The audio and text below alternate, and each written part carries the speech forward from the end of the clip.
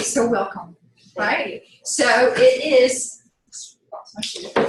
this is microbiology, so it's Bio 150, and most of you all are going into a healthcare related field, right? Yes. So most of you, and whatever. So this is now a requirement, should have probably always been a requirement, especially for nursing or any sort of health related field, because what we know is this: infectious diseases, ID, which was my specialty at UVA for all those years, infectious diseases are the most rapidly devastating diseases to a human body that we know. You know, everybody dreads the word cancer, or you hear about metabolic disorders such as diabetes, mellitus, or cardiovascular diseases. But none of those will start today and take you out of this world by this evening. But infectious diseases can. So we have become a little bit, I don't want to say slack, because that's not really true. Anybody who's actually working in the trenches knows this.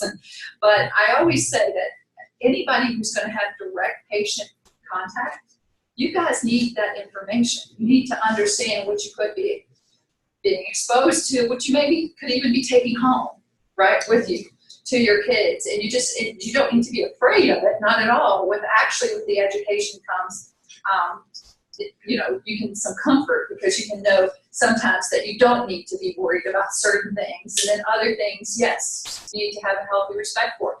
Does anybody in here know which disease healthcare people are the most at risk for contracting? Yes, what is it? Hepatitis C.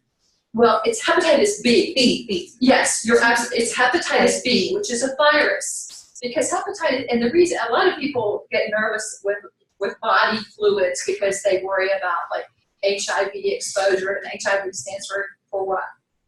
Human virus. The human immunodeficiency virus.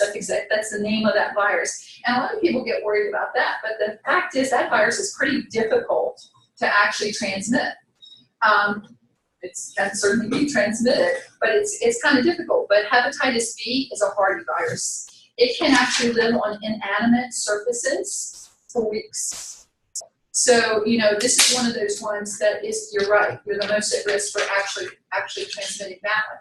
But also, it's not just so you can protect yourself as a healthcare professional and sort of know when to be more cautious than other times.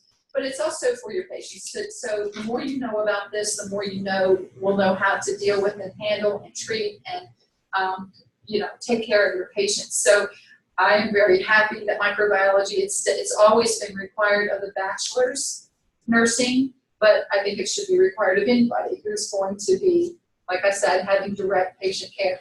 And those of you who haven't before, you know that I say that the nurses, and many of you all are in nursing, I know maybe a couple that aren't, but nurses, and is anybody going into dental? You're up close and personal. And that, you guys are the front line, is really what you are. You are the primary care providers. You are hands-on. And sometimes you're actually the executioners, right? So when you think about these classes, the microbiology, anatomy, and physiology, these aren't classes that you are taking just to cross a T and dot an I because they're part of your degree. No. These are the foundation of the professional that you'll become. So you have to not just get through these classes and think, oh, I'm done. You have to own these classes and use this as a foundation that you're going to build on for the rest of your profession. The rest of your profession. We see, and some of my students tell me this, that they'll be watching even news things, documentaries and whatever, and people will talk about the experts, so-called experts will talk about things like diseases that are happening in certain areas where they've had natural disasters like hurricanes or earthquakes or whatever, and the experts will call something a bacterial or a viral illness. And my students will say, did you see this? They call it that, and that's not even what that is. That's not even caused by that. And that's not a bacteria. Or they'll say, that's not a virus, that's this. Now, what I want you all to get out of this class, and we're going to do a little business part in a second, but what I want you all to get out of this session, this CDIT session, is the main thing, or understanding when you hear about certain diseases, infectious diseases, you know right away what the etiology of that disease is. Etiology means the study of the cause, right? And you'll know the microorganism that causes that, and then you, with that knowledge, you would understand how best to prevent spread of and also how to treat. This class is all about you becoming very familiar with the names of microorganisms, what diseases they cause, and what category they fall in. You've all heard about antibiotics, right? And what I was saying was that we become a little lax because there's so much antibiotic use now, isn't there? Has everybody in this room been treated with an antibiotic? Probably before you were what? Out of your first year, right, of age, you were given an antibiotic. But antibiotics treat specifically what? Against what diseases? Pardon? Infection. Yeah, but what kind of infections? Because see, we're going to learn there are a lot of different kinds of infection. Bacterial. Bacterial infections. So if you come in with a viral infection, is an antibiotic going to help you? No. Is it actually going to harm you? It can. How? Do you think? How can it harm? Like if you treat I feel like a sitting viral down. antibiotic, We need to be in a circle at this. So few. I've never had this few students. usually that can cause you use an antibiotic for the wrong things. You can get a super So infections or Yeah. superbugs. Yeah, so your body Yeah. Yeah. So you're saying if you overuse antibiotics when you don't need them, Yeah. then some of the bacteria can actually get stronger. Yeah. So the next time they cause disease, you now have a superbug or super. Yes, that's really true. But also, if you're not treating what the person's really sick from, you're not helping them. And actually, anytime you get put on an antibiotic, it suppresses your own immune system. So your body gets used to the antibiotic. Well, it's the microbes get used to the antibiotic. antibiotic, but when you take, anytime you're taking an antibiotic, your own immune system is suppressed. So if I really have a virus, and do antibiotics work against viruses? If I have a virus and somebody gives me an antibiotic, I'm not only is it just wasted and the microbes that live in and on me might become super bugs, but it's hurting my own immune system that's trying to make me better from the virus. Do you get what I'm saying? So it's this double kind of bad thing that's happening. So when we think of somebody having an infectious disease, we realize that the most important thing is getting what's called, and you guys want to maybe take some of these notes, right? What's called a definitive diagnosis, which means that you know what they have that you're treating. That definitive diagnosis means you know exactly what's causing them to be sick, and with that knowledge, will you know exactly what to treat them with? You're not going to, if somebody has a viral infection, you need to give them antivirals, right? If somebody has a bacterial infection, you need to give them their specific antibiotics, right? Do all antibiotics treat all bacterial infections? No. No. So you have to know definitively what bacteria you're treating and what antibiotic will be targeting it. Is that right? Suppose you have somebody who doesn't have a viral infection, doesn't have a bacterial infection, they have a fungal infection. But you've given them an antibiotic. Does that help them? No. No, and it's actually really hurting them because now they're having a harder time fighting the fungal infection, right? So getting a definitive diagnosis is crucial because that tells you how to effectively treat. So fungal infections would need antifungal agents. Protozoal infections would need antiprotozoal medications. And the reason that, and you might be thinking to yourself, well, wouldn't it be easy to know what somebody has? No, it's not. You're going to find out from a lot. Wednesday, I'm going to give you guys a little handout on some case studies that you guys, we'll talk about it Wednesday. I don't want to talk about it today. But anyway, it is in your syllabus. But I'm gonna give you all a handout, and y'all will be doing a little presentation on particular illnesses. But, anyway, I forgot what I was gonna say. I do that sometimes, don't I, Caitlin? Sometimes I'll remember it later, so I'll come back to it. But this is the whole thing about this class. You have got to know what you're treating, because if not, then your treatment actually might be harming. And what we said was, in infectious diseases, now many of them are routine. How many of you have children? So you've had children who had otitis media, right? Middle ear infection, or external otitis, or pharyngitis, sore throat, right? Inflammation of throat. So y'all had routine things, and often you take them in, and often they get, what do they get? When you take them in to be seen for those middle ear infections and sore throats, they get an antibiotic. Drops in the ear. Ear drops maybe, or an antibiotic if it's middle ear or sore throat or whatever. And most of the time it's uncalled for. So not always, but we know most of the time the antibiotic is actually uncalled for. Sometimes though, they will treat with an antibiotic to prevent a secondary infection from potentially happening, right? But when you have parents coming in, or patients, or adult patients coming in and telling you, I've had this or whatever, and I signed this infection, and I just need this antibiotic, and then they get one, and they, start taking it, and they immediately feel better, right? They think they immediately feel better. But most of the time, we know a lot of those antibiotics are being overused and misused. And we don't really need them, and we need to be really careful about that now, because we do have some super bugs that are out there. Does anybody know of a particular super bug that is very common that we talk about now? There's so many of them now, but anyway, there's one that y'all have all heard of. I know you have. That is a really difficult one to treat, and sometimes if they come into your hospitals, they're going to be on isolation. MRSA. So this is capital M, capital R, capital S, capital A, and the MRSA, people just say it, they call it MRSA, MRSA. I want you all to know what that stands for. It stands for methicillin resistant,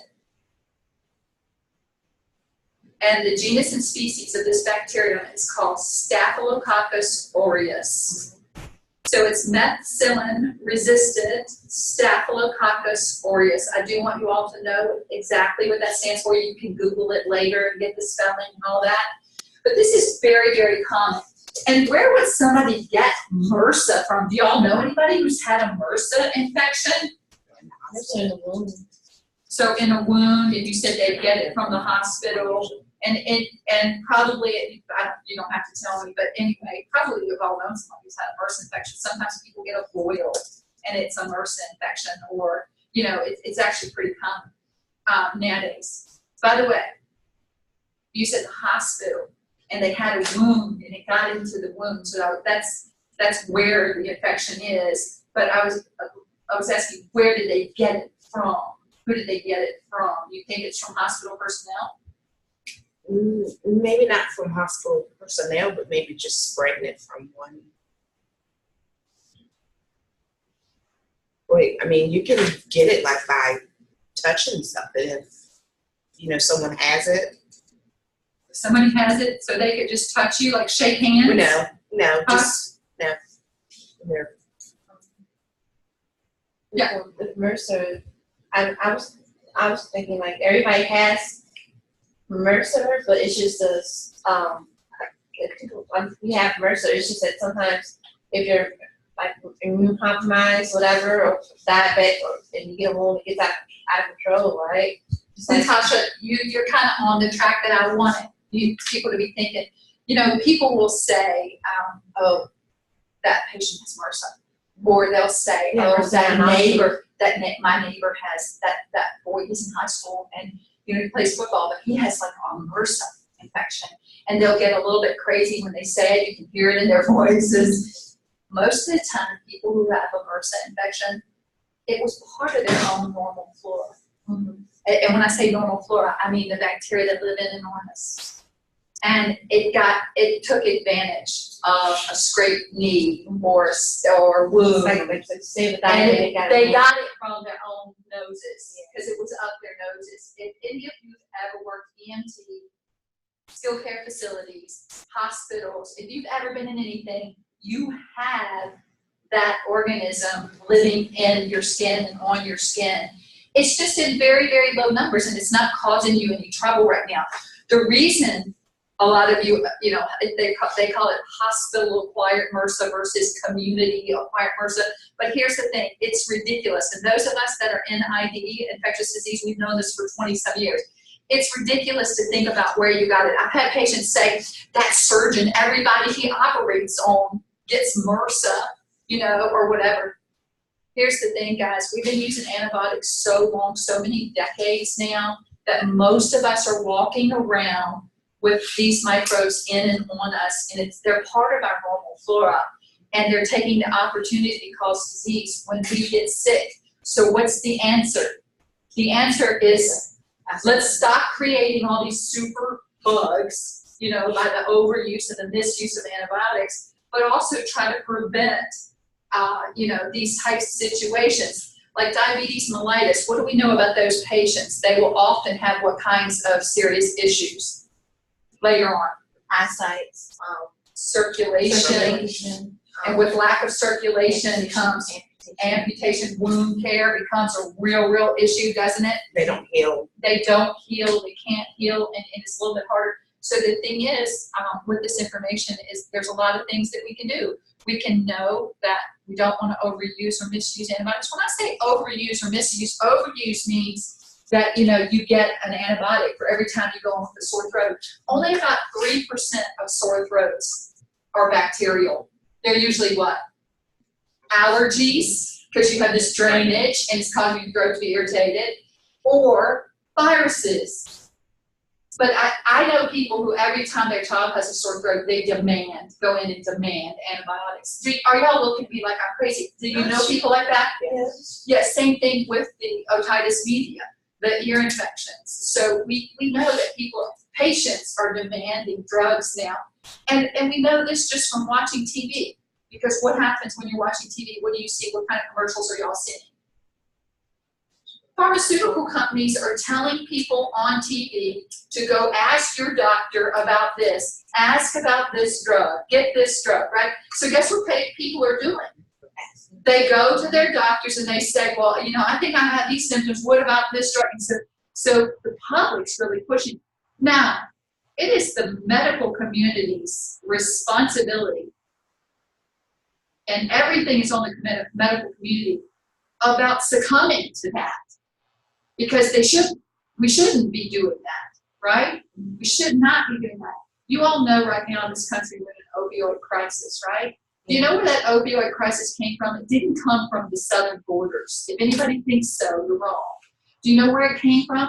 People abusing From who? Where they get it? Where they? From doctors. Doctors prescribing. Somebody come in and say, I got pain, back pain. It came from the medical. We have to own it as a medical community. We have to own that the opioid crisis right now that's happening in our country, this is a serious, serious crisis, came from pharmaceutical companies and our medical doctors over-prescribing. And then people, and we know now that opiates don't even really cover pain the way that anti-inflammatories do. So we know that from the get-go, people knew that this was wrong. So as a medical community, it's going to really take all of us together, helping to not only treat patients and helping patients through these crises, but also educating, right?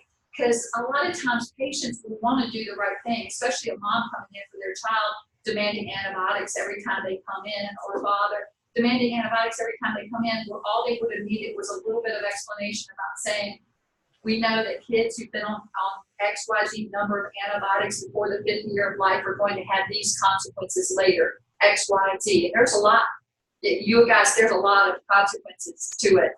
So you're in this class to we're trying to categorize diseases, especially infectious diseases, because getting a definitive ID, definitive, not presumptive, not what you're thinking it might be, but a definitive ID is gonna be absolutely needed to know that we're treating what we need to be treating. And if it's bacterial, yes, for goodness sake, we've got to treat it, right, with an antibiotic, but we want the right one. We want the one that's going to do the least amount of harm and the one that's going to help them get better faster. Yes.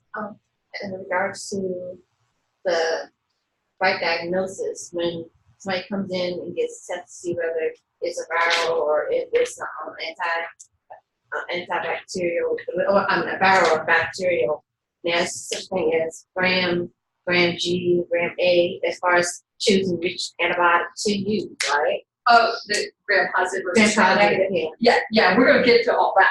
You're kind of, whoa, I'm jumping ahead. Sorry. No, but that's good. Yeah, because even in, for antibiotics, this is also the reason, one of the reasons when we talk about misuse and overuse is this. And again, a lot of this has been pushed from pharmaceutical companies because, you know, sometimes I sound like I'm so against pharmaceutical companies. I am so not against them. Infectious diseases, I mean, our whole reality is completely different from like my grandmother's reality. We call her Big Mom. She was about this tall. But anyway, Big Mama had 14 children. My mom was her oldest living daughter, but 10 of her children lived to late adulthood. And Big Mama always felt so blessed because guess what? During that time, it was a 50-50 chance the child would make it to 5. Oh, yeah. Before the use, and I need you all paying close attention to that. So even though I sometimes say, well, pharmaceutical companies are pushing this, but it's a medical community that needs to take the responsibility to say, no, I need definitive diagnosis. I need to be treating my patient for what they had and then helping preventative care for whatever because of long-term benefits for this patient. Does that make sense? The pharmaceutical companies, though, truly, they do spend millions in research. And a lot of the stuff they research doesn't pan out. So they're never going to see $1 from it. So when they have something that passes the FDA, and is a treatment for something, guess what the pharmaceutical companies do? They push it to the doctors. And they will give free samples to the doctors, to give free samples to their patients, and they will push that. So I get that part. I get that. And thank gosh for pharmaceutical companies because otherwise, we would be living much shorter lifespans, and our children would have had a 50-50 chance to make it 5. Do you get what I'm saying? Yeah. So I'm not trying to take sides. I'm just trying to inform you of how we've gotten to where we are right now. But honestly, infectious diseases really, truly are the most rapidly devastating. You can have a person who is a, you know, like I'll pick on Haley because she's sitting in the back there. But like Haley, she is she's in the prime of her life right now. And she also looks incredibly healthy. Now this is just looking on the outside, I don't know if you are or not. But anyway, I'm just saying. So you look at somebody like healthy, like Haley, prime of her life, she can be having a headache this morning, fever in a couple of hours, and dead in your ER tonight. DOA from an infectious disease. So we do have to understand about what kind of, when those things occur and what to do right away if there's any suspicion that she may be having something like that. You get what I'm saying? And most of the time when you all hear, even in geriatric care, which how many of you work in geriatric care with older people, skilled care facilities, you know, it'll be on the death certificate that they had late stage emphysema or they had, I don't know, brittle diabetes mellitus, or, you know, it'll be something like that, or they had whatever, but almost always what kills them at the end is an infectious disease. It's a UTI, urinary tract infection, or it's pneumonia, or it's an infectious disease. So in the world today, infectious disease is still the leading cause of death in humans, you know. But I'm not here to scare you because now everybody's like, God, I don't even know if I want to take this class. But what I'm here to tell you is that we have this under control. It's okay. I mean, but we know a lot, right? And we know how to treat things. So we really are. It's never been a better time for humans to be alive on this planet than right now. You know, if we really stay with our phones and our news and all the crazy stuff that's going on, it sounds depressing, whatever. But what we really need to step back and see is that there's never been a better time to be a human being on this planet than right now. Eyelash spans are, you know, longer, as long as they've ever been. Just recently are they maybe declining a little bit, but just a little bit. You know, 200 years ago, I would have been dead 20 years ago, you know, before this age. So lifespans have doubled in the last couple of hundred years. There's less war conditions, there's less famine, there's, you know, so the human condition's good, but nobody tells you the good news, do they? But there are some things that we need to be aware of, some things on our horizon. Like it is really thought that we're at the end of our use of antibiotics. We're about to have to find another way. And to be honest with you, bacterial infections are sometimes the most deadly. They have the highest mortality rate. When you talk about mortality rate, I want you all to know that what that means is how many you expect to die from that disease that gets that disease. That's what a mortality rate means. How many you expect to die. So if 100 people, if the mortality rate is 20% of every 100 patients who have that disease, you expect about 20 to die. And that would be a really high mortality rate for disease. But anyway, that's what that means. Yes. Like what last year, we had a couple of young kids died from the flu. Yes. Either they wasn't vaccinated, Or didn't get the or immunization. either they're saying that just like anything, bacteria and A secondary infection. Okay, Yeah. so this, I'm not sure what happened right there, but, okay, so this is, well, we're just having this conversation, because we get to do it, this is only 11 of us. I shouldn't go over the syllabus, the business part of this class, but I'll do that in a minute, because this is all valid, this is what this class is about, us having these conversations. It is really, really true that in this country, about 35,000 people die of influenza each year, in this country. Okay, and influenza is caused from a virus, the influenza virus that goes actually not just around our country, but around the world. It usually makes two kind of little sweeps in each season. So this virus mutates too. So it means that you can get influenza this season, and then you can get it next season because it changes a little bit. So I'll tell you more about that later. But anyway, influenza, and usually for most people who get influenza, you're going, as long as you've got a pretty good immune system, you're going to feel rough. You're going to feel body aches, fever, you know, you're going to have all of that for a few days, and it's going to knock you down, and you're going to feel weak for you're going to feel really weak-ish, you know, kind of kittenish for 7 to 10 days. It might take you a little while to feel back up. But some people will get a secondary bacterial infection on top of it. So they will get like a bacterial pneumonia on top of it, and that will kill them. The people who get bacterial pneumonias, how many of you had pneumonia? All right, I'm surprised there's not one that. But the pneumonia, when people raise their hands and say they've had pneumonia, it's most likely most pneumonias are viral pneumonia. And you do get an antibiotic though when you have a viral pneumonia. Now, I've just been sitting up here telling you shouldn't get antibiotics if you have a virus. Why, though, do you think you, in that case, because what is pneumonia? What is pneumonia? What does that mean? It means it's infection in the lung. There's the membrane linings of your lungs are thickening. There's water building up. So oxygen can't transport to the bloodstream very quickly, not like it should. That's what pneumonia is. The membranes of the lungs are thickening. And with each breath you take, you're not getting good oxygen perfusion to your bloodstream, which means that your tissues aren't getting good oxygen perfusion. That's what pneumonia is. Most are viral, and most would be self-limited. Even without antivirals, most people could get over it. But they are always going to give you an antibiotic when you have pneumonia, because why? With that extra fluid that's in your lungs, what would you be primed to get? A bacterial infection on top of it.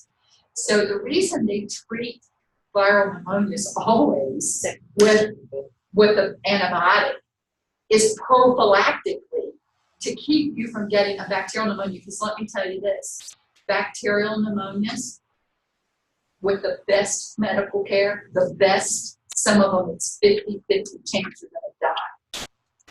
Those of you who raised your hands and had pneumonia, I would guess because you're sitting in here, it's likely it was viral.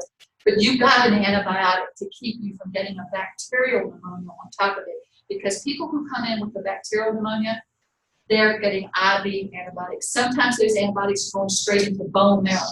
Have you ever put antibiotics in somebody's bone marrow? I have, a child. I helped with getting that in because that it's likely they're going to die even with the best medical treatment if it's bacterial pneumonia. Viral pneumonias, you usually may feel bad and you feel really bad, but you could probably get over it, not if you got a bacterial on top of it. So anyway, the pneumonias the influenza kills more people than people think. You know, like that's a large number when you hear that and you think to yourself, wow, that's a lot of people dying. But each year the influenza virus changes a little bit. It evolves, just like we evolve as a species, it's evolving. That virus, in some years, it's more virulent than others. What does virulent mean? Virulent with a V. Virulent. Virulent means how potent, how strong. Like virulence means strength, right? So sometimes the influenza virus that goes around is incredibly virulent, and we see the mortality rate increasing, being higher. What did I tell you was the mortality rate? What did that mean? How many you expect to die? They get it. By the way, infectious diseases, many infectious diseases have pretty much shaped our societies. I don't know if y'all have ever thought about, this, but we really are just the descendants of all the ones who came before, aren't we? I mean, we really are. But there was an influenza. It was the influenza of 1918. Does anybody know about that? The influenza of 1918. Have you heard of it? Yes. I want you, if y'all have, I know y'all have so many minutes, right? But if you ever had time to look this up, you should definitely do it. And I want you all, anything we say today might be on a quiz Wednesday, right? So I do want you all kind of jotting some of these words down that we're throwing around. But the influenza of 1918 was a pandemic, not an epidemic, but a pandemic, like most influenza seasons are. Pandemic means that there were a lot of numbers that went around, it was around the world. Not just an epidemic means unexpected high numbers in one little location. That's an epidemic, right? But a pandemic means that you have really high numbers that are going around and this infection's going around the world. So influenza virus does go around the world each season, each year, and it changes a little bit. And some years it's more virulent than others. But in 1918, there was a strain of influenza virus that went around that was so bad. Does anybody know what was going on in the world in 1918? What was going on? Just World War I, right? And we know how many soldiers died in World War I, right? In the trench warfare over it. And more died from influenza. More. Letters from soldiers, U.S. soldiers that they were sending home to their families. They were talking about gas, trench warfare, some things people had never used before. But what they were writing in their letters were they were afraid of their buddy who was coughing in the trenches beside them. In that particular influenza of 1918, when it swept across the United States, and it went through in 2 different waves. And just in Charlotte County, every family lost somebody. Some families lost everybody. I want y'all to listen to what I just said there. In Philadelphia, in one day, in newspapers in Philadelphia, 2,000 died. This influenza wasn't just killing little babies, and wasn't just killing old people that were susceptible, because we think about little babies as having a suppressed not strong immune system, but we think about old people as having a suppressed immune system. It was called the healthy farm boy killer. It was killing people, and it was doing it fast. It wasn't from secondary infections on top of it. Some spouses were saying they were going to bed at night with their spouse who was healthy and waking up beside their spouse that was dead the next morning beside them, because lungs were filling up with fluid so fast that they were suffocating on their own fluids. So that particular very virulent strain of influenza. The history tells us that is influenza very contagious? Some things are hard to catch because you're going to need direct body fluid contact, and you're going to need a significant amount of it before you even catch it. But respiratory-borne viruses are easy to catch, aren't they? And respiratory-borne viruses that can be on fomites like door handles or tables or whatever, they're very easy. So influenza is a very easy thing to catch, isn't it? Now, all right, so anyway, some of the telegraphs from the East Coast, when it hit the East Coast in some of the cities, they were telegraphing the West Coast to get all their doctors, lawyers, and any professionals to start building coffins because they wouldn't be able to keep up with the dead. So this was a very virulent strain of influenza. There have been 2 of those strains that have happened since 1918. But we've recognized them quickly and we've shut them down, quarantined them. But one good, there's some people who work in ID all the time who say that the human population is really just one good, perfect pathogen away from extinction. That is so depressing. Okay, so anyway, but we know a lot, right? So we know a lot, and we do have. You brought up, Natasha. We have immunizations. The reason that we don't have to think when we have a child that child has a 50-50 chance of making it to 5 years old is not even because of antibiotics. It's because of immunizations. Immunizations. People have forgotten that. Measles, mumps, rubella. Well, smallpox has been eradicated, but I have my immunization because that's an old one. But anyway, but yeah, polio. These things there's a mortality rate associated with these, and the number 1 cause of death in children sometimes isn't even that virus; it's that they get dehydrated. The number 1 cause of death in little kids before 5 years old is dehydration. Now, if that's not the saddest thing you hear today, I feel really sorry for you because that is a sad thing you hear. Because should we be able to treat that symptom?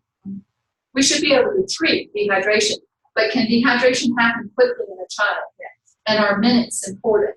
Yeah. Minutes are important, and so that child ends up getting something like that was completely preventable: influenza, measles, mumps, rubella. Any other whooping cough, It's tuberculosis. For years. Why is it coming back? People are not vaccinating their kids from it. For one, that's one way that it's coming back. That is the way it's coming back. There are pockets of areas where people are not getting immunization, and also there's always sometimes where people immigrate or emigrate, so come in or go out. And they go into areas that there's not a good amount of people immunized, and so you'll have little outbreaks of ones. But we're having serious outbreaks now of measles and mumps in Virginia, the two epidemics of mumps last year. So, some of these diseases people can go, they can get over, right? They can't get over, but there's a mortality rate associated. How many of you all have heard, y'all might not be old enough for this. See, that might be my son. But how many of y'all have ever heard that somebody say, oh, well, so-and-so family has chickenpox, so I'm just going to take my kids and we'll get it over with. Yeah, and we had chickenpox all together. Yeah. My sister got it, and I wound up getting it, cousin got it, so y'all had it. So y'all had it, got it over with, yeah. Right? So I've heard a bunch of, I grew up with people saying that too. I hear it that and not really knowing, but now we can prevent that so people don't have to get it. Because the really sad thing is chickenpox has a mortality rate. Some people die. Yeah. And everyone that gets it, shingles. Well, not everyone gets shingles, but it's living in their bodies, and they have a chance of about a third of people who had chickenpox will develop shingles. And a few of those that develop shingles will have long-lasting, what's called herpetic neuralgia, that will be the beginning of the end for them. Do you get what I mean? And could that have all been prevented? Yeah. Right. So this is what we're talking about in this class. Are y'all interested? Mhm. Hope you're interested. It's all, it's this is what we're going to be doing. Let me go back to though some of the business part of this and just to make sure everybody's on the same page.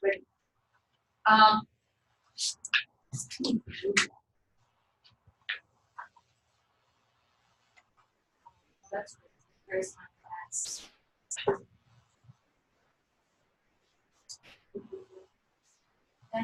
Maybe I didn't. You guys, everybody got a syllabus, right? So I'm not gonna, I don't have to read the syllabus to you because y'all would just all run out screaming if I tried to do that. But anyway, so this is this class, and these are my titles because these are the classes I'm teaching. But this is our class right here. So you would click on this in Canvas, and I want you to know you can get to that syllabus again if you click on this or if you click on this. You'll get to the syllabus again, right? And here's some of my contact information. I'll see y'all every Monday and Wednesday, but if you email me, I'm pretty good about getting back to people. If it's a weekend, I'm gonna try to stop doing some weekend stuff. But anyway, but I'll get back with you and we'll see each other.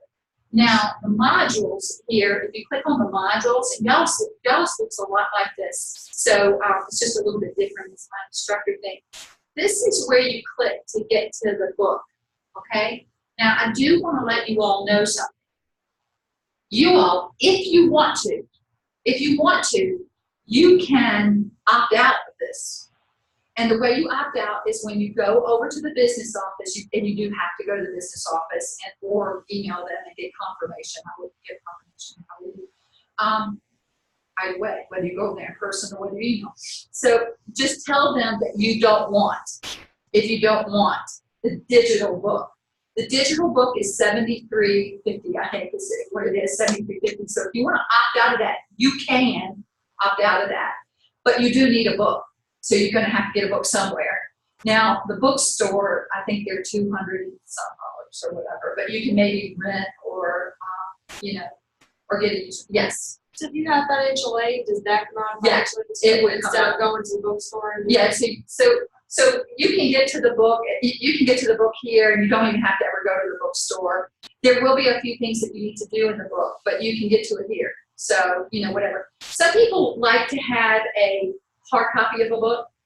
Some people like that.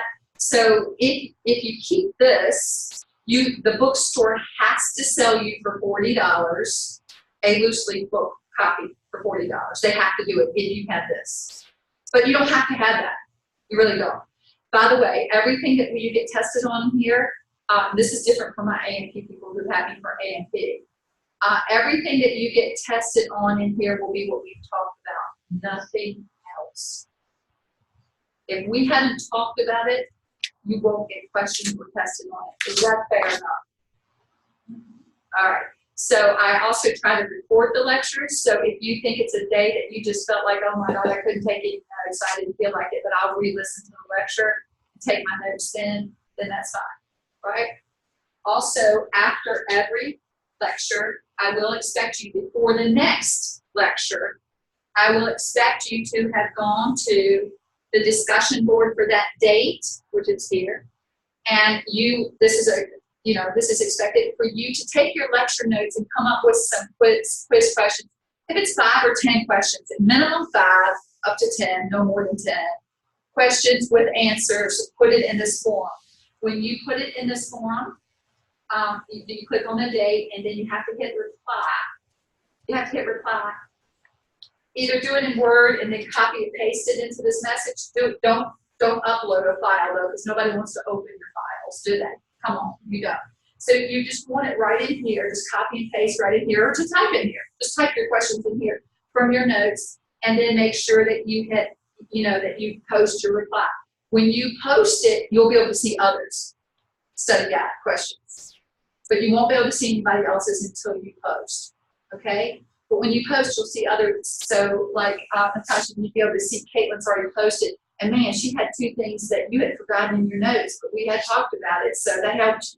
So scanning other people's study guides is a great way to study before the next class meeting, right? This has to be done before the next class meeting. And then the next class meeting, when you come in at noon, we will have just a lecture quiz on what we did the previous lecture. But guess where those questions will come from that quiz? From the questions that we- Yeah, y'all study guides. Or sometimes, hey, if I ask you all a question on a lecture quiz I didn't talk about, y'all will tell me and I will throw the question out. Are we good? So you said before the next class, so Just just say, before the next class. A lot of students that I see, of my students like A and P, I just started this about a semester ago, and almost all the students said, oh my God, I love this. Because it makes them review their notes, and it makes, they say it only takes like 10, 15 minutes to review their notes, come up with a few questions. Write it as a question, and then write your questions, and then maybe at the bottom of it, write the answers. Answer to 1, 2, 3, 4, 5, whatever. Write the answers. So do put write your answers in the question. Just whatever. Do your answers. Now look, this is going to be, I think it's like 5% of your grade. So that's like 3-5 points. Do it. Okay. That sounded bossy. Yeah. but do it, because this will keep you kind of going and up, right? Now, tests that we have will be every few weeks. We'll have a test that are multiple choice. So guess where I get those questions? And guess where I write those multiple choice questions from? Your study guides and lecture notes. Your lecture notes. Right? Yes. So we won't have like deeper insights into Nope. like anything. It's only what we talk about. All we'll ever have. This class, there are a couple of things that happened different this semester for this Daniel Campus students. These are lab science courses. So, usually we have about 5 hours a week with each other, but it's a hybrid. So now we only get 3 hours. We get the hour and 20 minutes and, whatever, about 3 hours a week together. So our labs, the labs are going to be kind of abbreviated in here. You all are, I would say, kind of lucky, because the online people have to buy a pretty expensive lab kit. And that lab kit, they've got to be doing their labs at home. And they have a module about how to do it, and they get instructions, and they did get all that. So, but what you all will be doing is, sometimes, and it's usually probably going to be on Wednesdays, because we're just here on Mondays and Wednesdays, 10 to 1:20. So some days we might be over there for a few minutes looking at culture plates or under the microscope. We're doing some microscope time. We're going to be doing that, but we have to get it all in 3 hours, right? Okay, any questions? Is that fair? Any questions for me?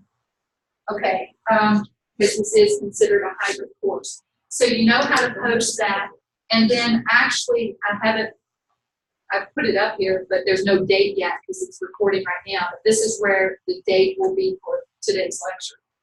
You have to listen to that, but that's where it will end up being. So they would just put dates. So like there, review the class, you need to take more notes when you do that. If you needed to, bless your heart if you have to hear this twice, but yes, if you needed to, you could do that. Yes. Okay, so like, I pay for stuff on Pocket Phone and stuff, so Yes. it's necessary to go back and look. So what I would do, if I were you paying out of pocket, this is just me, if I were you, I would go tell the business office that you're in this class. This is what's called an include ed class. Tell them you do not want to be charged If for I that. got an email saying I had to call and change my payments, Yes. up to $76 or something like to get that cost for that 70, I don't know, 73.50, but whatever. So yeah, so tell them no, you're going to get your own book, and I've told you it's okay to do that. So now A and P students can't do that because they have to be on the digital because of their cadaver things that they have to do, but theirs is only like $50.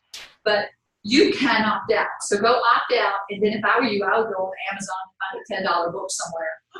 Because even the bookstore books are, they're more than $73. So see, it's going to help people who have financial aid and have to be going to the bookstore.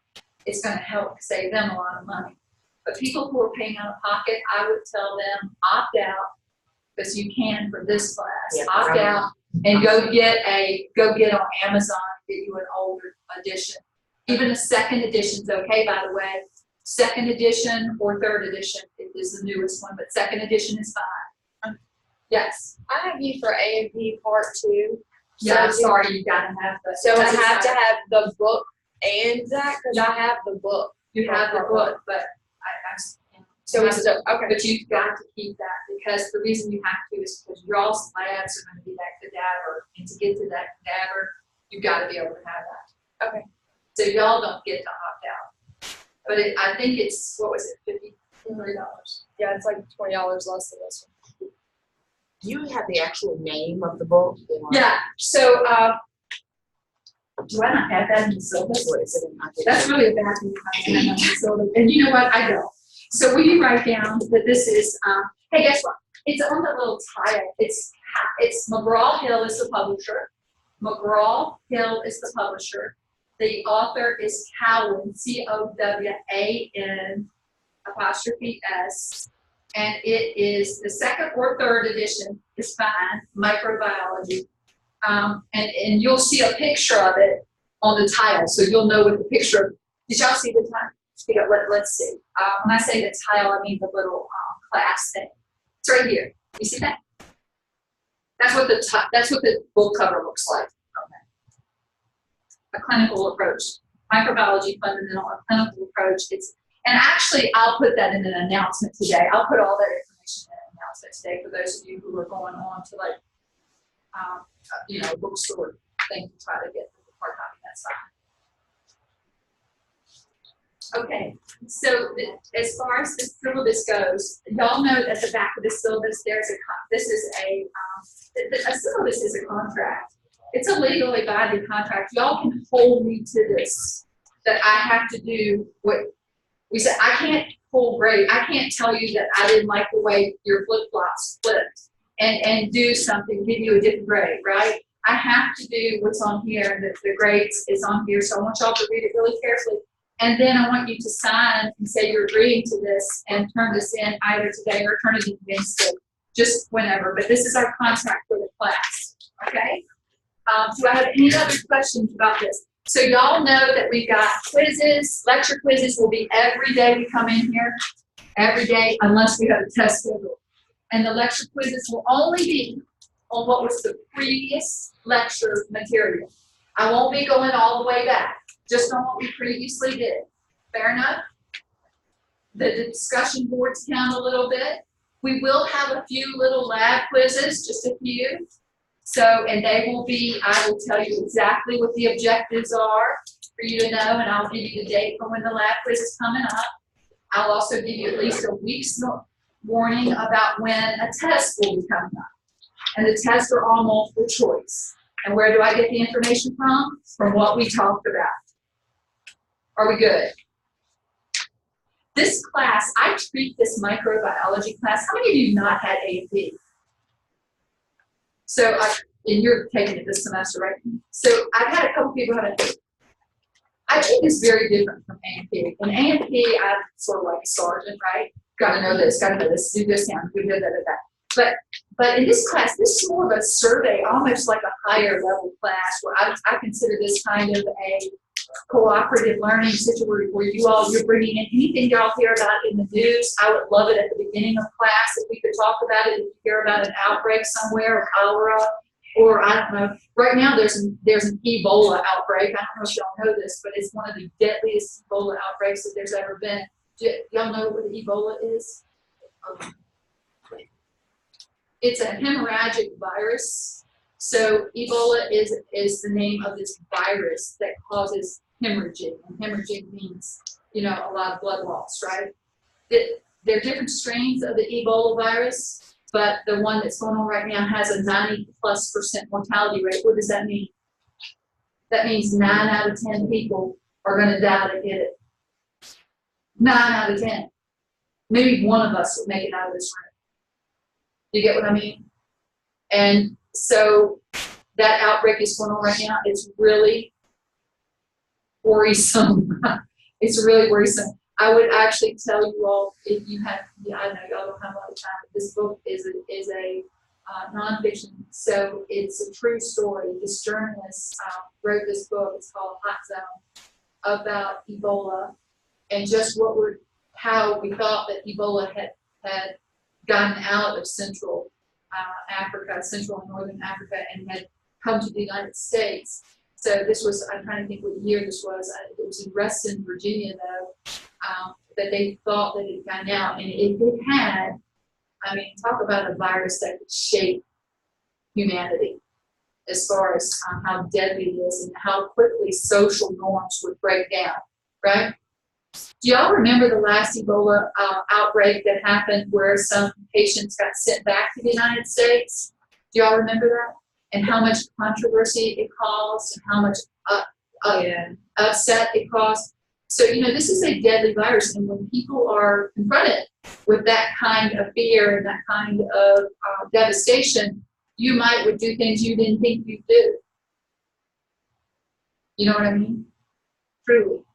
And you guys that are going into medical care, you all know that if there's another influenza, because influenza moves, there's no containment that. And that comes through, like I said, a couple of times each season. If there's another virulent strain like the one of 1918 that gets out, that is allowed out of quarantine, that causes a pandemic, I'm going to let you all know, some of you are mothers, you might be at the hospitals and told you can't leave. And then you've got kids at home that there's a 50-50 chance that they get that influenza, they're dying, right? So what would you do? You have to ask yourselves, what would you do? They supposedly, when these kind of things, there's already mechanisms in place for these kinds of emergencies that might happen in our future. And many of the people who deal with this all the time said it's not that if it's going to happen, it's when it's going to happen. There are they usually say that you should have about 3 weeks worth of stuff that you could just bunker down and stay in your home. I tell this story, it's really a true story. One of the last times that a very virulent strain was called, do you think they put that on the front page or the headline of the news things? They didn't. It caused mass hysteria. So it was it was always buried. But anyway, and they did quarantine, whatever.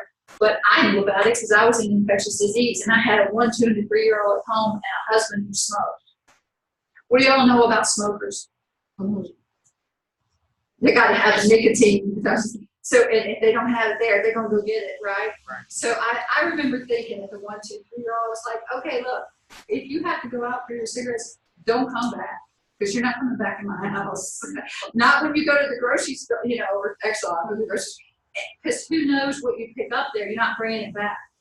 The house is going to be quarantined for 3 weeks. So have a good time and a good life and good luck. Just don't come back in my house. Right? I mean, that sounds like I'm an alarmist. I'm not. I was being realistic. And that's what, if something like those types of viruses that are easily spread were to happen, you'd have to be able to have a place you kind of could bunker down until that incubation period and infectious disease period of it was gone. And it passed. I mean, that totally makes sense. Okay, I'm so completely nuts. But, do you get what I mean? All right, so anyway. All right, any questions about the Canvas? Is Canvas new to a lot of people? Yes. This is kind of new to a lot of people. All right. If y'all have any trouble, you can write down little notes, questions, and maybe we can answer them Wednesday, okay? With this, but it's modules that you would click on, and this is part that we have to do. The college says we have this fall word of the week that's going to do that, so these are things you have to do. This is our book resource. Lecture recordings will be starting under here by day. These are the discussion boards, and these are the PowerPoints if you want to look at them. You don't have to, but I'm just saying, if you wanted to look at them, you could do that. All right. So let's go ahead, and we got only 20 minutes now, but we've already talked about a few things, haven't we, Michael? So I don't know. I do with infectious disease and etiology is caused out. So we get the name things out. Antibiotics are for bacteria, antivirals, viruses, and it's important that we know definitive diagnosis. But yeah, antiprotozoal. So the thing is, you might think to yourself, well, when a person comes in, isn't it obvious what they have? No. It's not. A lot of times when they come in, they have what's called flu-like symptoms. And flu-like symptoms suggest to you that that's viral because influenza is from viruses, right? But flu-like symptoms can actually be a ton of things, right? A ton of different things. So you'll kind of get sick of reading and hearing me talk about or looking at things that tell you that this particular disease presents itself as flu-like symptoms. Now, the good news is that we don't have to just look at our patient and listen. We want to do that. That's important. Inspection. People don't spend enough time doing head-to-toe assessments. Let me say that again. Head-to-toe assessments for every single thing. Because sometimes rashes can be where the sun doesn't shine, and that rash can give you the clue to what you need for the definitive diagnosis. And if you didn't do a head-to-toe assessment, are you going to miss it? Yeah. Yes. Head-to-toe assessments. They are not done nearly the way that they should be. So anyway, they always should be done. Now, I forgot what I was going to say, because that is so important. And I do think that is important. But anyway, so we'll get back to this. Now, humans. When we think about what does this mean? Caitlin, you're supposed to be keeping up with it. Madison. I'll just start back where I want to. You know, we are looking at, obviously, the patient, the whole patient, looking at them. We think of ourselves as humans. But we really have to realize that of our trillions of human cells are kind of big. They're big cells compared to bacterial cells, or even some yeast cells that are tiny too and whatnot. So human cells are huge compared to bacteria. But the thing is, we have way more bacterial cells in and on us than we do human cells. It's just they're tiny. They're really tiny. And they live, you know, we have more in our mouth than there are people on the planet, microbes. And we have so many in our colon, you don't even want to think about it, okay? On our skin, we have so many on our skin that we have this invisible acid shield, almost like a force field, that's protecting us from our environment. These microorganisms protect us. We live in their world, their microbial world. We don't get to be healthy without them. I want you all to write down the word microbiome. Microbiome means that you are the microbes that live in and on you. They compose your microbiome. And Natasha, your microbiome is as unique to you as your DNA is. Isn't that an awesome thing to think? You have your own little garden. And mine is as unique to me as, you know, anybody else's. Now, people who live in the same family, siblings, theirs are more similar. Their microbiomes are more similar to each other than to people who don't live with them. Do you know what I'm saying? But everybody's microbiome, their garden of microbes, their normal flora, I use those things interchangeably. Do you see that? Everybody's is unique. But what we know is there has to be some basic things that must be present. Because if you don't have enough of certain ones, can you be sick? Yeah. Does anybody know of a situation, in, as far as the colon, the large intestine colon, is concerned when their normal flora gets lowered, usually because of antibiotic use? Because, you know, when you take an antibiotic and you say maybe you have a sinus infection, which you shouldn't be taking one if you have a sinus infection. But if you take an antibiotic and you say, okay, now just affect my sinuses, don't go anywhere else, don't fool with anything else, it doesn't listen to you. Because you take it and what it does is it hurts all your normal flora. It changes the normal flora in all your system. And people who had antibiotics, strong antibiotics, or antibiotics over long periods of time can sort of wipe out their colon flora. Does anybody know the bacteria that will take advantage of that? Y'all know? What is it? C. diff. I want y'all to write down C. diff, and I want you to actually know, just like y'all know what MRSA is. Now, I want you to know that this actually stands for Clostridium difficile. It stands for, and that's the actual name, the genus and the species, it's Clostridium difficile. Many of us have this in our colons, but it's not causing us any trouble. But if your normal flora isn't there to keep it down, what is it going to do?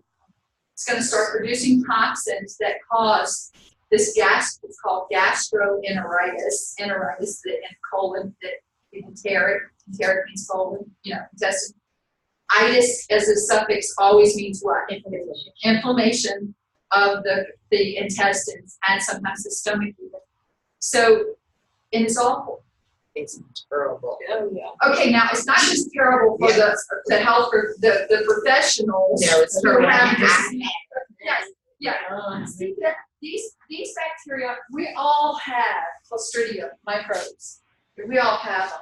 They're anaerobic organisms, and that just part of their metabolism, they put off a certain type of gas. And this, you can almost diagnose this from the smell. The stool, the stool itself can be clear and sort of slimy looking, greeny, slimy, clear. It doesn't even look like stool. It doesn't look like feces at all. You're just losing fluids. And you're losing fluids, and the lining of your intestine are hurting. Yes. And it's not a good situation. It's a horrible situation. And so, this is why we have to have a balance, because the balance, all of us have microorganisms in and on us that can cause disease, that can be pathogens. And write that word down, pathogens, pathogens. A pathogen is anything that has the potential to cause disease, right? Anything that has the potential to cause disease. So we all have them in and on us. Just like I said, if you got a MRSA infection, where did you probably get it from? Did you get it from somebody else or from your own flora? Yes, you got it from your own flora. Most of the time when we see patients, they have what are called opportunistic diseases. Do you know what that means? Opportunistic diseases? Chance of disease. It means that the person's own flora is making them sick. It took the opportunity when something else happened to them to cause them to be sick. Like your C. diff took the opportunity because your antibiotics have wiped out all your colon flora. So it took the opportunity to cause you to be sick. People who have MRSA infections, they had the MRSA and they were fine until they had a boil, or unless they had a scraped knee, or they had a surgical incision, a wound, until they had something, and then it took the opportunity to cause them to be sick. You get what I mean? So opportunistic diseases. A pathogen is anything that has the ability to cause disease. Doesn't mean it's going to, but it's anything that has the ability to cause disease. And many of our diseases are actually just from opportunistic pathogens. That means it was from their own hand. Now, when you think of yourself as human, really, probably, this has changed a little bit as far as numbers, but you're probably about 10% human, since your microbes outnumber your human cells by 10 to 1. But really more accurately, you're about 1% human. And that's kind of homely, isn't it? Because actually those microbes are so diverse. There's so many different ones that live in and on you, and their bacteria and protozoa. I was telling somebody the other day about something that's probably from mites, and they were like, I have mites. And I was like, yeah, we all have mites. They live in and on us. It's okay, it's fine. If we don't have them, we would be sick, right? So it's good. Can you live in too sterile an environment? Yes. It's called the hygiene theory of disease, by the way. Some people live in such sterile, clean environments, they're always sick. Guess what we need? A happy medium. Yes, we need balance. It's exactly what we need. You can live in too crowded, too not clean conditions, and that suppresses immune systems, usually because of, nutrition might be affected, all that stuff too. So that can be bad. But you can also be too clean. Environment. So get your kids to go play on the dirt. That's what I'm going to recommend. And swim in the creeks and ponds, watch out for snakes, but go on out there and do it. You know what I mean? So anyway, because all of that's really kind of needed. All right. But when we think about all those different microorganisms, their DNA, and guys, what does DNA stand for? Y'all know? And do know exactly what it stands for, exactly how to spell it, exactly what it is. It's deoxyribonucleic acid. It's a macromolecule, a huge molecule, that is called the signature molecule of life. The reason it's called the signature molecule of life is that it is the molecule that really holds all the recipes for all of your traits. Do bacteria have DNA? Of course. Do yeast have DNA? Of course. Do protozoa? Of course. DNA is the signature molecule of all life species. And that their DNA dictates what they do. And each of these species we end up talking about are slightly different from each other. And it's their DNA that's dictating everything that goes on, all the traits, including you have DNA that is the recipe book, that it is your recipe book, that is unique, that no one else has ever had before, just you, right? So DNA, make sure that you do know. And when we think about all of our microbes that live in and on us, the number of traits, humans have about 25,000 traits or so, 25,000 traits encoded in our recipe books. With all the different microbes, it's 100 times more traits being carried out in and on you because of your microbes. And are they all necessary? And understanding these group of microbes, what was it called? All your group of microbes is called your what? Well, normal flora, or what was that word? I guess microbiome. We're just beginning to understand how very crucial it is in understanding the balance of the microbiomes. And guess what? That is going to be, how I told you we might be at the end of the antibiotic use? Understanding microbiomes and how to tweak microbiomes might be our next best way of treating what? Diseases and combating, because we know our microbiomes are great at controlling the bad guys. They're great at it. When we have a disturbance in our microbiomes, is when the bad guys can end up just having a party, right? So that understanding this and knowing how to treat it and figuring out new approaches and how to treat it is really going to be what our next future thing that we're moving toward as far as treatments go. And it's kind of exciting. If I had any money to invest, that's what I would do. What do you all know now? And all over the counter things, you see things that are rich in probiotics, right? You can't even buy shampoo anymore without it saying that it's got probiotics in it, right? Or these probiotics for your intestinal health. Or, if you go on antibiotics now, a lot of times they're treating you to do a probiotic before, because we know, we don't really have enough data yet to know if it's really doing you good, or hell, it's not good. You know what I mean? So we might as well try to do it. So, right. Anyway, so that's it. But when we think about these bacteria, because just to give you a visual here, when you think about bacteria, like a human cell, everybody's been to a baseball game. Has anybody in here not been to a baseball game? Okay, so you know what a baseball field looks like, and I'm talking about infield and outfield, the whole thing to the fence, okay? So you got the whole baseball field. If a human cell, an average human cell, was the size of the whole baseball field, infield and outfield, the whole thing. Bacteria would be, the average bacteria would be like the pitcher's plate. Not the mound, the plate, okay? So bacteria are much smaller, aren't they? So when we think about that, now yeast are bigger than bacteria, but bacteria are about the size of plate. So we think about the big old human cell and how complex human cells are. And bacteria are pretty simple cell life forms. They really, really are. So when we think about infectious diseases that are bacterial pathogens, we think to yourself, how could they ever do anything to us? We're huge. We're huge. Our cells are huge. How could a bacteria ever cause us any trouble? How could C. difficile, a little bacteria, ever cause any trouble to your intestinal lining? Those cells are huge, right? Well, what we know is these bacteria aren't just little entities on their own. They communicate with each other. They're talking to each other. They're sending little signals. They're sending little pings out, little molecules. And what this is actually referred to as quorum sensing. Quorum sensing is how bacteria communicate with each other. Now, I'm going to give you just a quick little idea about how they do this and give you an example of this, okay? And I hope I'm going to make sense with it. Ready? So quorum sensing is this idea that bacteria can produce this little molecule, and other bacteria that are like them, that are in the environment, will sense that they're not alone. Right? Are you with me on that?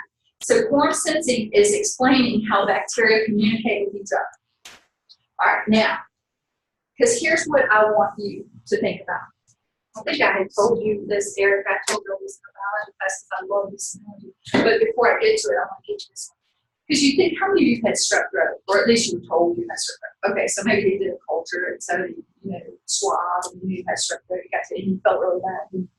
But you might think to yourself, how can streptococcus, and by the way, let's write this down, strep throat is what we call, it is actually caused from a microbe called Streptococcus pyogenes is the species.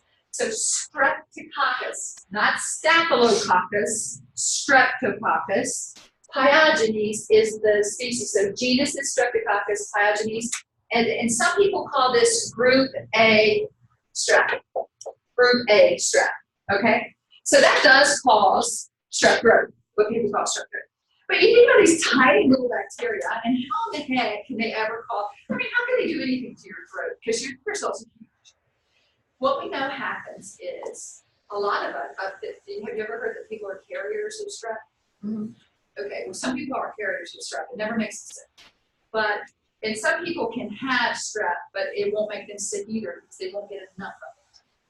Let me tell you what, and this is just one example of how a bacterial infection can start. What will happen is the strep, or the strep little pyogenes, the little single cells, they're sending out communicating molecules. When there's enough of them in the environment, and only until there is enough of them in the environment, they're going to kind of be hiding from your radar, your immune system, because they're not doing anything bad. They're staying really, really quiet, right? But once there's enough of them in the environment, they will turn on their virulence factors, which means what's going to make you sick. The toxins that end up irritating your throat end up making you sick. And they'll only turn them on when there's enough of them in the environment and they can overcome your immune system. It's pretty tricky. It's kind of like gangsters going into a bank and they're acting like little people in the bank. You know, they're going to get some money out, but all of a sudden they see they know enough of them are there, and then they all put on their, they all bring out their guns. Do you know what I mean? And that's what they do. And that's how they can make you sick.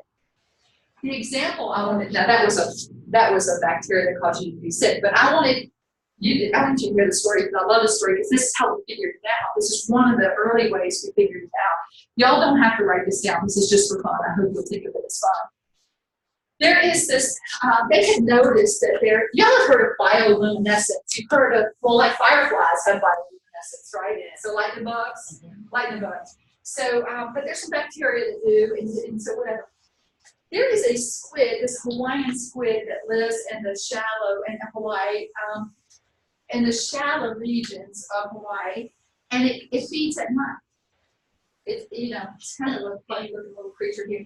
But this little squid comes out at night in the shallow waters, and when it comes out at night, and only at night, in its belly, I'm a little sensitive about bellies these days, but anyway, in its belly, it has this, its belly lights up.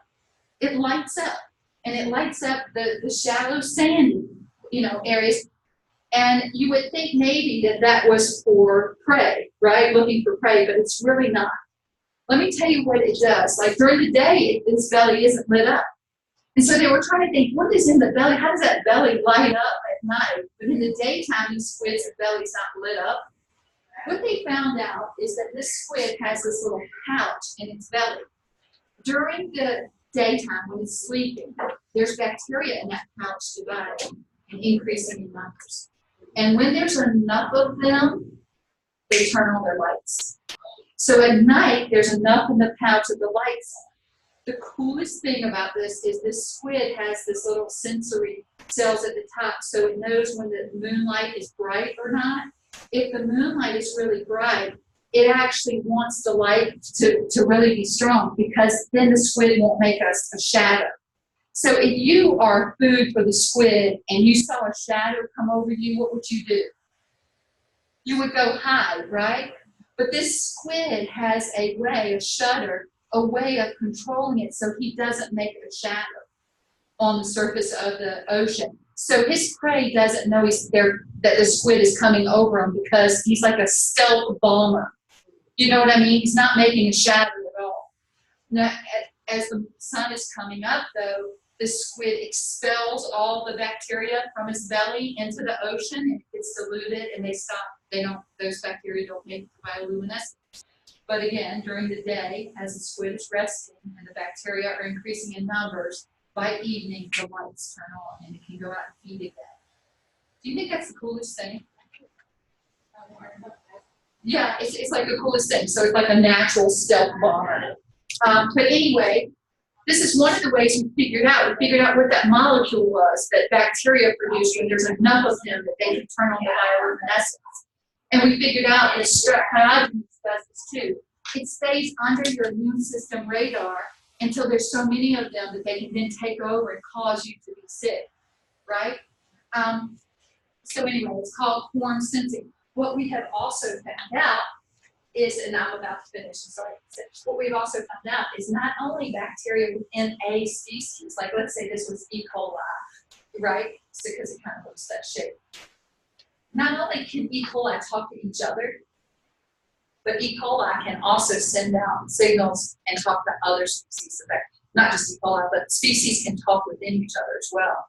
So there's a communication happening between our microbiome organisms in our bodies. We are just now beginning to understand it. The reason that I want you to know about quorum sensing, and I want you to know that this is a way that they can actually hide from the immune system until they can cause you to be sick, is do you think that we could maybe use this, we are using this, as the next generation of antibiotics or antibacterial, not antibiotics like chemicals, but antibacterial? Because if there was a way we could block their sensors and they wouldn't know it was a lot of them there, that would be a way to keep them from turning on their virulence factors. Do you get what I'm saying? That is the next newest generation of study that's going on right now. Because honestly, guys, truly, antibiotics are probably on their way out. And we created so many super bugs. And right? So anyway, y'all okay? Do you have some notes? You do? Okay. I hope you're feeling like it's a survey kind of thing, though, not like this jumping down the road. You know, like it's a conversation? Okay. All right. Great. So if you want to turn in your contract, you can. And Wednesday, y'all will see something in here about a little your little presentation. But Wednesday, I'll give you the handout on that with the rubric, okay? And that's not until the end of the semester, okay? So I'll give you, you'll see that, so don't worry, I'll give you that on Wednesday.